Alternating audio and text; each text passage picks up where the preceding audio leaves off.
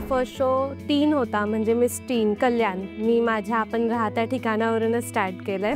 तुम्हाला फिटनेस असली पाहिजे तुमची, ऑल ओव्हर टॅलेंट म्हणजे सगळं मल्टी टॅलेंटेड बोलू शकतो आपण. मी miss teen Kalyan, miss Maharashtra, miss India global, Asia specific queen, miss wisdom. या फील्डमध्ये काय चॅलेंजेस आहेत? आणि सध्या मुंबईमध्ये बाहेरून खूप लोक येतात ज्यांना ॲक्टर मॉडेल बनायचंच आहे. बरोबर. आणि आता या स्पर्धेसाठी अप्लाय कसं करायचं, त्यासाठी काही फी वगैरे असते का? ॲक्च्युली कॅश प्राईज जी असते ती अनाऊन्स करतात, बट ती भेटत नाही. बरेच आता मुंबईमध्ये अशी लोक आहेत जे ठगायला बसले. ते मॉडेलिंगच्या नावाने, मॉडेलिंगमध्ये आम्ही तुम्हाला काम देऊ ह्या नावाने ते तुमच्याकडनंच पैसे घेतात. एका मॉडेलमध्ये काय क्वालिटीज असल्या पाहिजेत असं बोलतात? Beauty with brain, right. हे फॅशन इंडस्ट्रीमध्ये, मॉडेलिंग कॉम्पिटिशनमध्ये हेच एक डेफिनेशन बोलू शकतो आपण. इंडस्ट्रीमध्ये टिकून राहण्यासाठी काय महत्त्वाचं आहे? जे सोशल मीडियावर आजकाल मला तरी वाटतं रिअल टॅलेंट नाही चालत आहे. जर ब्युटी टिप्स द्यायच्या झाल्या तर तुम्ही मॉर्निंगला घी खाऊ शकतात. 1 स्पून घी खायचं आणि पाणी प्यायचं. अच्छा. हां, हे खूप बेस्ट आहे तुमच्या स्किनसाठी. म्हणजे माझे डॅड झाले, आता मुंबई पोलीस थ्रू मला बोलवलं जातं, तर तिथे कुठेतरी माझे डॅड प्राऊड फील करतात. माझे डॅड असतात तिथे. ज्यांना या फील्डमध्ये यायचं आहे, मॉडेल व्हायचं आहे, त्यांना तू काय सजेस्ट करशील?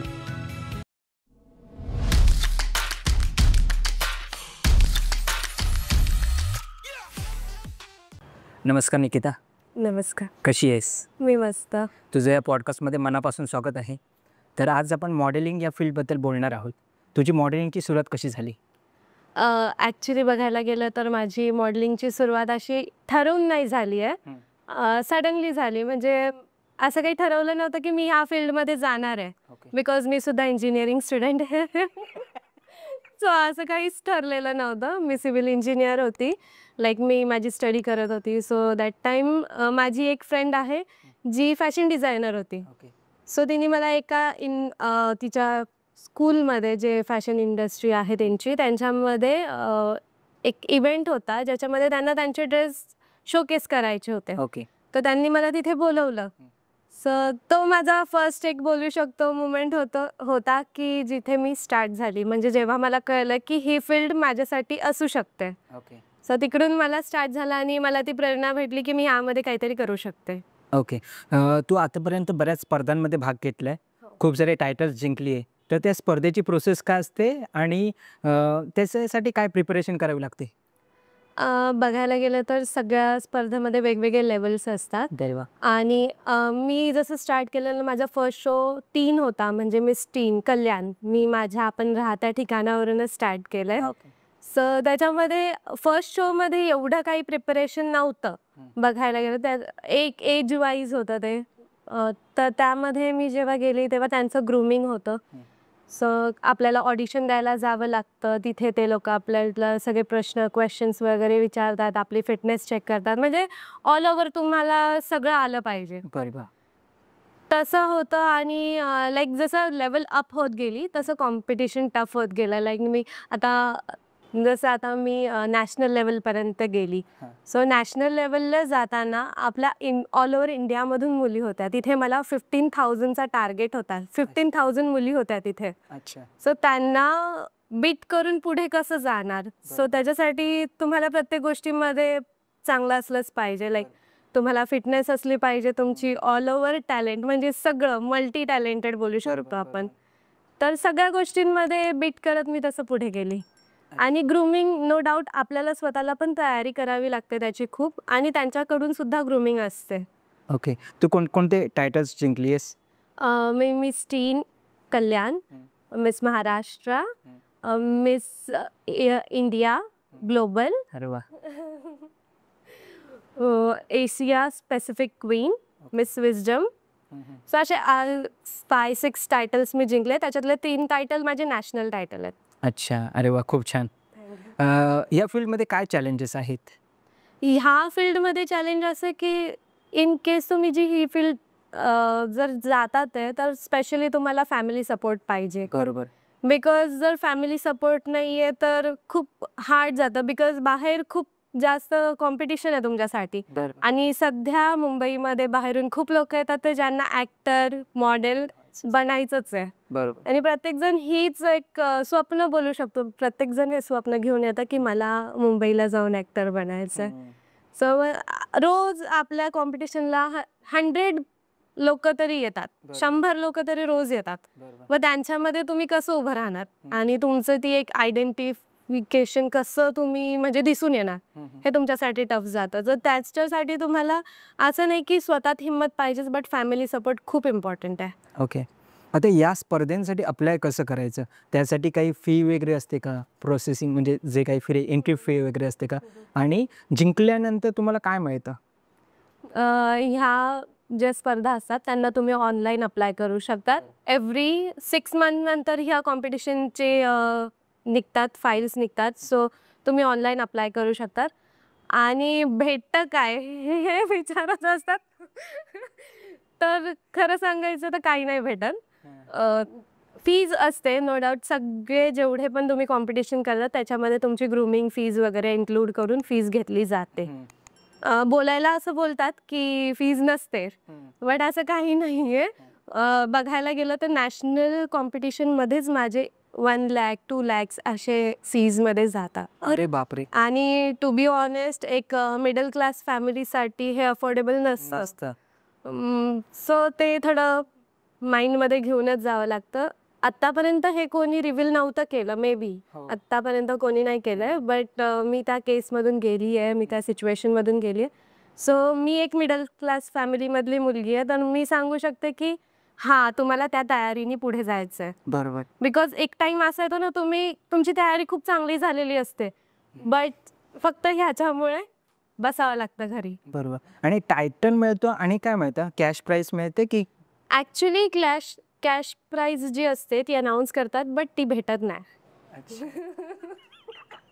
ॲक्च्युअलमध्ये नाही भेटत. ती कॅश प्राइज फक्त अनाऊन्स होते, बट ती भेटत नाही आपल्यापर्यंत. ती लाईक ते लोक अनाऊन्स करतात असं की ती जाईल चॅरिटीला ऑर इज कुठेतरी दुसरीकडे, बट ते आपल्यापर्यंत पोचत नसतं. अच्छा. कारण मी ॲक्टिंग करतो. मी एकदा मॉडेलिंगसाठी ट्राय केलेलं. तर तिथे मला त्यांनी सांगितलं की तुला एंट्री फी पे करावी लागेल. ते मला थोडंसं हे झालं की मी काम करतो ना ॲक्टिंगमध्ये, तर असं नसतं की आम्हाला फी पे करायची, आम्हाला उलट पैसे मिळतात त्या कामाचे. तर ते थोडंसं ऑड वाटलं म्हणून मी एक्झॅक्टली असं खूप वेळा होतं. म्हणजे लाईक काय होतं माहिती आहे, जेव्हा तुम्ही बरेच आता मुंबईमध्ये अशी लोक आहेत जे ठगायला बसलेत. ते मॉडेलिंगच्या नावाने, मॉडेलिंगमध्ये आम्ही तुम्हाला काम देऊ ह्या नावाने ते तुमच्याकडनंच पैसे घेतात. म्हणजे ते बोलतात आमचा कॉन्ट्रॅक्ट आहे. कॉन्ट्रॅक्ट स्पेशली त्यांचं हे एक टॅगलाईन बोलू शकतो आपण. ते बोलतील की आमच्याकडे कॉन्ट्रॅक्ट आहे, तुम्ही आमचा 1 इयरचा कॉन्ट्रॅक्ट साईन करा. ह्याची फीज 8,000 9,000 डिपेंड्स ऑन इट.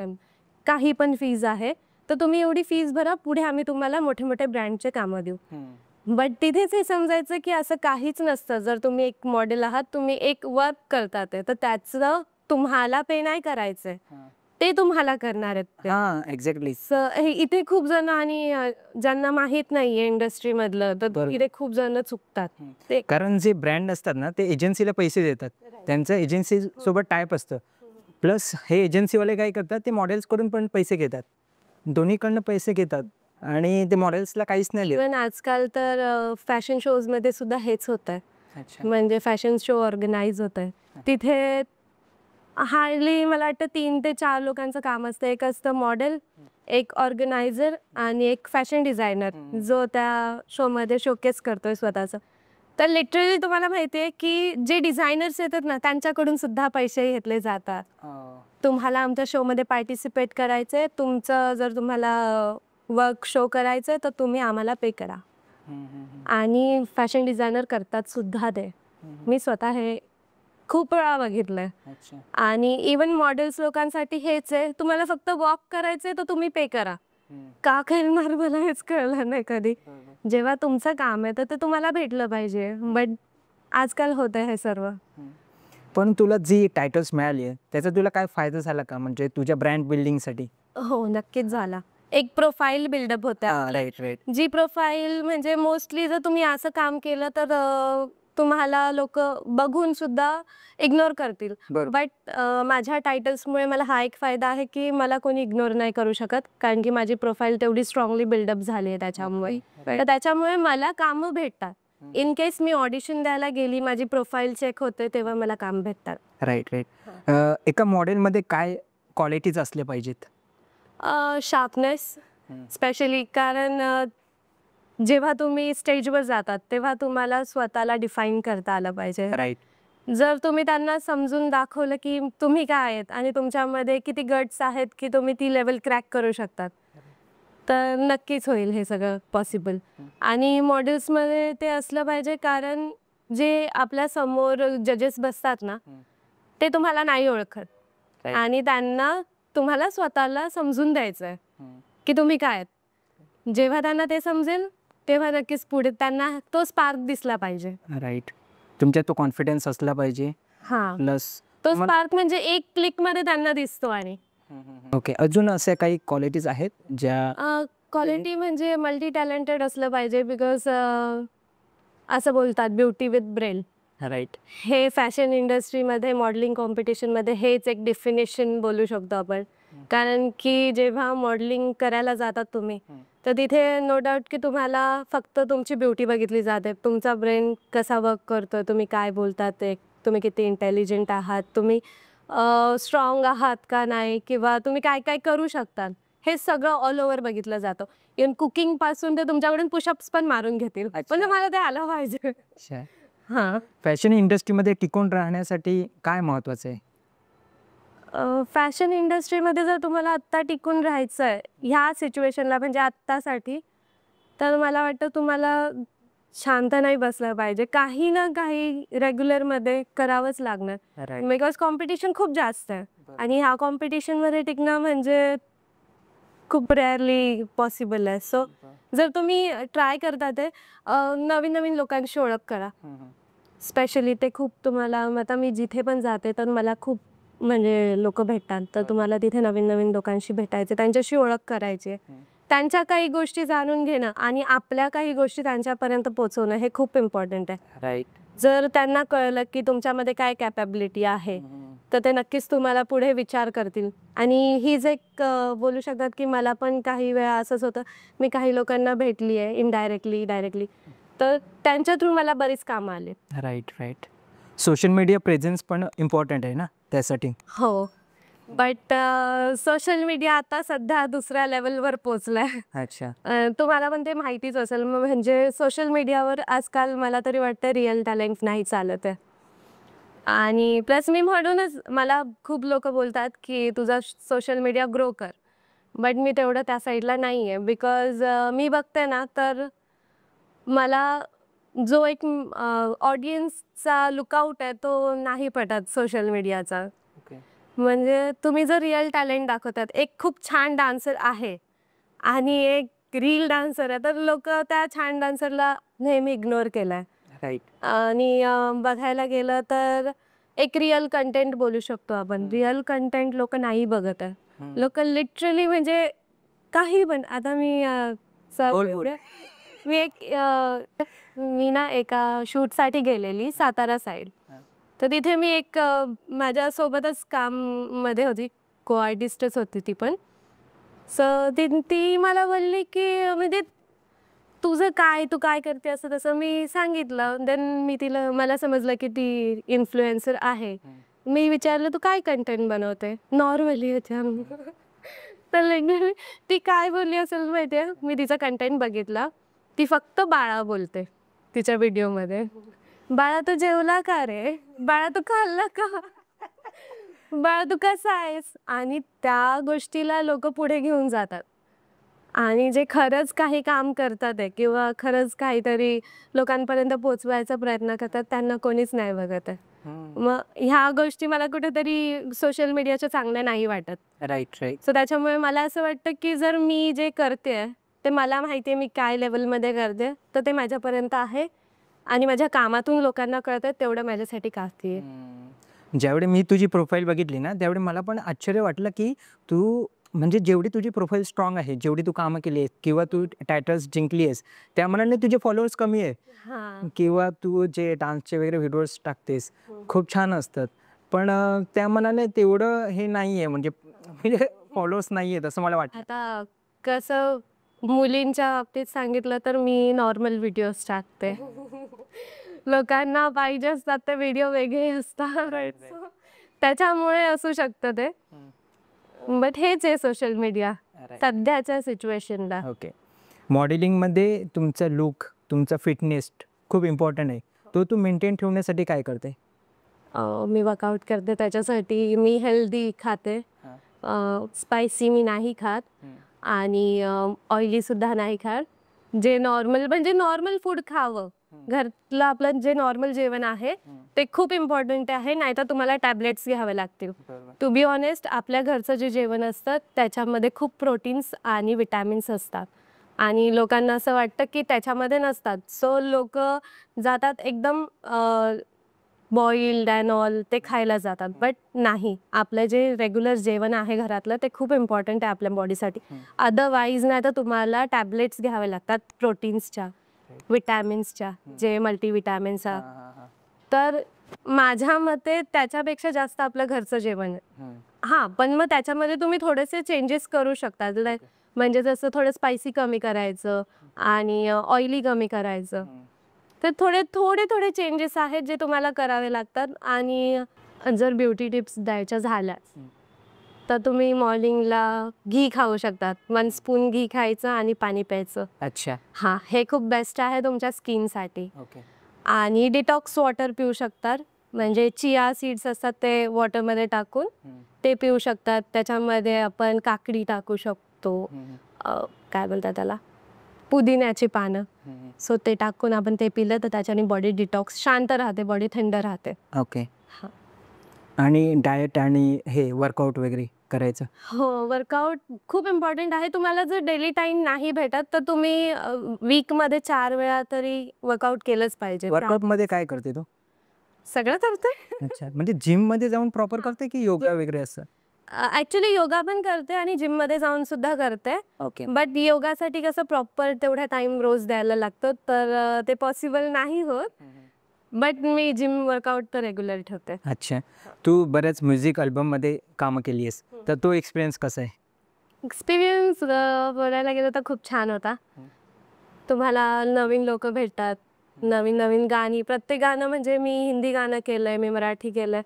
तर जसं तुम्ही ज्या ज्या ठिकाणी जातात त्या त्या साईडची गाणी आहेत ती. काही लव्ह सॉंग्स आहेत तर त्याच्यामधून इमोशन्स कळतात. तर ते खूप छान होतं. जे पण एक्सपिरियन्स घेते मी आत्ता सध्या खूप छान आहे. अच्छा. फिल्म इंडस्ट्रीमध्ये यायचा काही विचार आहे? हां, आहे तसा विचार आहे. मी केलं सुद्धा आहे काम काही मराठी याच्यामध्ये केलंय. प्लस ट्राय करते बट कुठेतरी नेपोटिझम होतंय त्याच्यामुळे राहतंय. म्हणजे बघायला गेलं तर माझं फॅमिली बॅकग्राऊंड नाही आहे ह्या फील्डमधलं. तर थोडंसं हार्ड जातं ह्या सगळ्या गोष्टी. कारण तुम्हाला प्रत्येक वेळी स्वतःला डिफाईन करणं प्रत्येक माणसासमोर ते पॉसिबल नाही होत. कारण की काही लोक आहेत ते त्यांचा माइंडसेट करून आलेले असतात. बरोबर. की त्यांना काय पाहिजे आणि मोस्टली असं असतं की तिथे पार्शलिटी होते आणि त्यांना तुमच्याकडून काय भेटतंय का हे तिथे होतं. पण त्याच्यामुळे कुठेतरी तुम्हाला एक स्टेप बॅक जावं लागतं. त्याच्यामुळे ट्राय करते मी पण, होईल नक्कीच. असं कधी एखादा असं वाईट एक्सपिरियन्स आलाय? हां, बऱ्याच वेळा येतो.